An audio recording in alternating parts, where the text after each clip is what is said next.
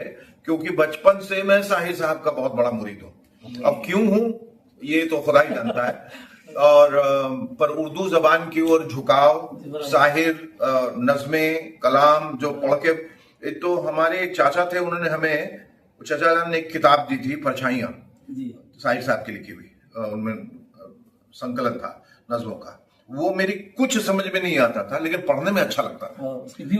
वो the beauty of language जो आज पूरी तरह से खो गई, पूरी तरह। तो ये इस तरह का प्ले करने के वक्त तो सबसे बड़ा खौफ तो ये है कि लोगों तक पहुंचेगी, लोग इसे समझ पाएंगे, लोग इसे अप्रिशिएट करेंगे कि नहीं, क्योंकि जबान लुप्त हो गई, जबान तो गायब है। आज हिंदी नहीं बोल पा रहे हैं लोग ठीक से, तो उर्दू कहां से समझेंगे। लेकिन उर्दू तो चाशनी की तरह, उर्दू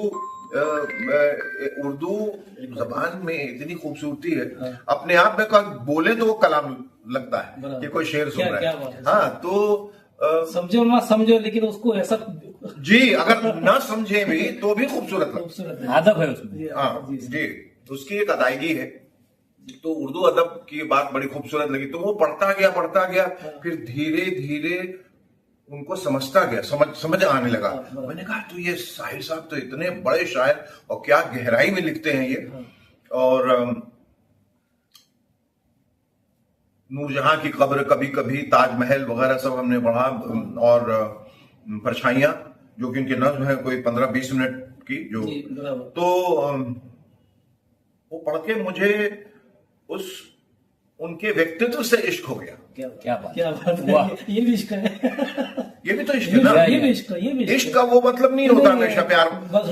इश्क आपको खुदा से हो सकता है, खुदा से इश्क होता है, भाइयों से इश्क होता है, जबान से इश्क होता है, सब इश्क अलग अलग रूप में आता है। वो स्क्रिप्ट उन्होंने तैयार की थी, साहिर लुधियानवी और अमृता प्रीतम जी की एक प्रेम कहानी है, और अधूरी प्रेम कहानी।